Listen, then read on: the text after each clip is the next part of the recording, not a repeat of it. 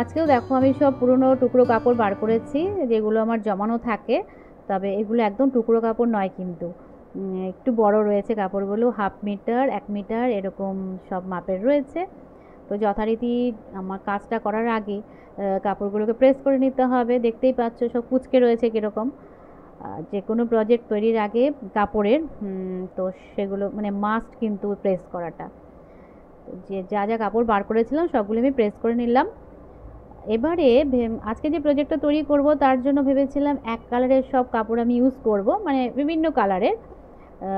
কিন্তু সব রকম পেলাম না। খুঁজে পেতে যা পেলাম ওটা দিয়ে আমি তৈরি করছি। ওই মাঝে একটু প্রিন্টের কাপড়ও ইউজ করতে হবে আমাকে, মিক্স অ্যান্ড ম্যাচ করেই করব। তো এই দেখতেই পেলে আমি 2 ইঞ্চেস করে মাপ নিয়ে কাপড়গুলো এইভাবে টুকরো টুকরো করে কেটে নিলাম। টুকরো মানে ওই লম্বা করে করে আর কি। বেসের জন্য এরকম একটা ওই মোটা কাপড়ই আমার রয়েছে, এরকম একটা টুকরোই ছিল, সেটাকেই বার করলাম। এটা দিয়ে আমার দুটো প্রজেক্ট হয়ে যাবে কিন্তু, হ্যাঁ। তো আজকে আমি একটাই করছি।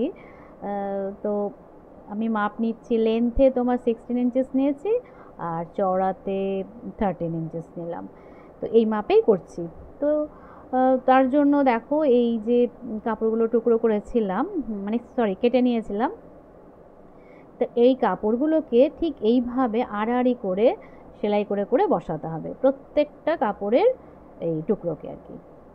দেখো এই ঠিক এইভাবে সেলাই করতে হবে, একটার পর একটা সেলাই করে করে বসাতে হবে। একটু ধৈর্য সহকারে করতে হয়, মানে এগুলো কি হয় না যে চটজলদি কাজ নয়, কিন্তু একটু ধৈর্য করে সময় সাপেক্ষ কাজ। বুঝতেই পারছো, এক একটা টুকরোকে সেলাই করতে হবে, আবার আরেকটা করতে হবে, আবার এরকম আর কি।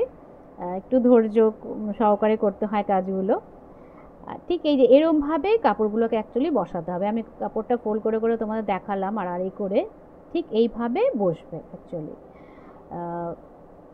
তো এই দেখো, তো প্রথমে আমি কেটে নিয়ে এই কাপড়টা ফার্স্ট বসাচ্ছি সেলাই করে।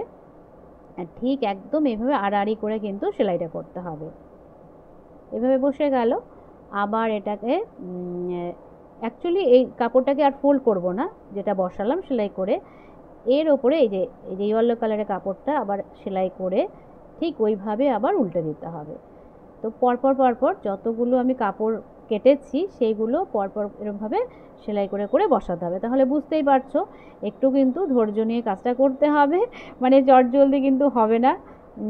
বারবারই বলছি, হাতে করতে চাইলে আরেকটু সময় লাগবে, মেশিনে তাও একটু তাড়াতাড়ি হয়ে যায়।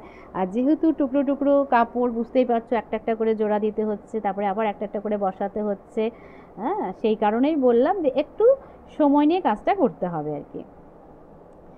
আর এই যে মাঝখানে আমাকে একটু প্রিন্টের কাপড় অ্যাড করতে হলো, আমি তো সব এক কালারের কাপড় পেলাম না আর কি, সেই কারণে। ঠিক আছে, তাও দেখলাম বেশ ভালোই লাগছে দেখতে আর কি বসানোর পরে। তো এইভাবে পরপর দেখো একটার পর একটা সেলাই করে করে ধরে ধরে সেলাই করে করে বসাতে হবে। তো এগুলো দেখো একদম সিম্পল কাজ, কিন্তু ওই আর কি একটু ধৈর্য সহকারে কাজটা করতে হয়। তো এরকম দেখো মোটামুটি আমি সবই বসিয়ে নিলাম, আর একটু বাকি আছে, লাস্টে ওটা বসিয়ে দেব এবারে। তো সেটাই তোমাদের সাথে আমি শেয়ার করি যে দেখো টুকরো টুকরো কাপড় এগুলো তো কোনো কাজেই আসে না না, তবে কত সুন্দর জিনিস তৈরি করা যায়। হ্যাঁ, এবারে দেখো এক্সট্রা পার্ট যেগুলো রয়েছে সেগুলো আমি কেটে ফেলে দিচ্ছি। আর অ্যাকচুয়ালি এটা একটা কি বলতো, টেবিল ম্যাট হিসাবে ইউজ করা যাবে, আমি সেই হিসাবেই তোমাদের সাথে শেয়ার করলাম এটা আজকে। শুধু টেবিল ম্যাট নয়, এটা কিন্তু যে কোনো কাজেই তোমরা ইউজ করতে পারো, সেটা কোনো কথাই নয়, যে যেভাবে ইউজ করবে আর কি। তো এবারে আমি দেখো বর্ডার দিয়ে দিচ্ছি, ওই কাপড় দিয়ে ব্ল্যাক কালারের কাপড়টা দিয়ে বর্ডার দিচ্ছি, তাহলে বেশি ফুটবে। আর সব থেকে মাথায় রাখতে হবে যেটা, যে কর্নারগুলো কিন্তু খুব সুন্দর করে বসাতে হয়, না হলে কিন্তু এইসব জিনিসে না ফিনিশিং ভালো না এলে একদম ভালো লাগে না কাজটা করার পরে। আর তো আমি দেখো যেভাবে করছি, তোমরা যদি সেভাবে করতে পারো তো খুবই ভালো, না হলে এমনি কি বলো তো একটা পার্ট করে নিলে আবার একটা পার্ট জোড়া দিতে হয়, এরকম করেও করা যায়। তো আমি একবারেই সুন্দর করে সেলাই করে নিলাম। তারপরে দেখো এই যে সোজা করে এইভাবে ধরে ধরে কর্নারটা বসিয়ে দিলে খুব সুন্দর একটা কর্নারের ফিনিশিংটা চলে আসে, তাতে করে কাজটা কিন্তু দেখতে বেশি ভালো লাগে। এই দেখো, দেখতে পেলে কর্নারটা কত সুন্দর হয়ে গেল, ফিনিশিংটা অ্যাকচুয়ালি। তো এবারে পুরো চারপাশটা আমি সেলাই করে নেব বর্ডারটা। আর বর্ডার না দিলে এসব কাজে কিন্তু মানে ভালো লাগবে না দেখতে অ্যাকচুয়ালি। টেবিল ম্যাট বলো, রানার বলো, যাই কিছু করি না কেন। এই দেখো কর্নারগুলো খুব সুন্দর একটা ফিনিশিং চলে এসেছে। তারপরে আমি ভাবছি যে একটু প্লেন প্লেন লাগছে এই জায়গাটা, একটা ওই ফ্লাওয়ার মতন করে এখানে এই অ্যাপ্লিক মতন করে বসিয়ে দিই। তো এরকম, এটা হচ্ছে আমার ওই যে বক্রম কাপড় রয়েছে, যে পেপার যে বক্রমগুলো হয় অ্যাকচুয়ালি পেস্টিং করলে কাপড়ের সাথে পেস্ট হয়ে যায়।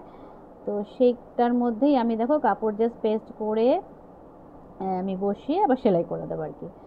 তবে একটু ফ্লাওয়ারটা একটু বড় করলে ভালো হতো, কিন্তু আমি একটু ছোট করেই করলাম, দেখতে আরও ভালো লাগবে আর কি। আর দেখো এখানে না আমার মেশিনে কালো সুতোই ভরা ছিল, তো ভেবেছিলাম যে প্রিন্ট সুতো আমি ভরবো, কিন্তু আর কি হলো, ইচ্ছে হলো না, হলো থাক ওই কালো সুতো দিয়েই সেলাই করে দিই। তবে ঠিকই আছে, ভালোই লাগছে, খারাপ তো লাগছে না। তো কত সুন্দর দেখো একটা টেবিল ম্যাট তৈরি হয়ে গেল। তো এটা একটা দেখো রানার হিসেবে আমরা ইউজ করতে পারি। তো আমি আজকে জাস্ট একটা টেবিল ম্যাট হিসেবেই তোমাদের সাথে শেয়ার করলাম। তো এটা একটা আইডিয়া।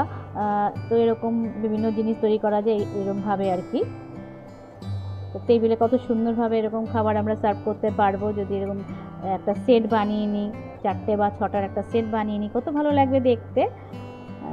তো দেখো টুকরো টুকরো তারপরে সাহায্যে কত সুন্দর এক ডিজাইনার টেবিল ম্যাট তৈরি হয়ে গেল, তাই না বলো? তো চলো আজকের মতন এটুকুই, আবার দেখা হচ্ছে এরকমই নতুন কোনো ব্লগে। আজকের মতন টাটা।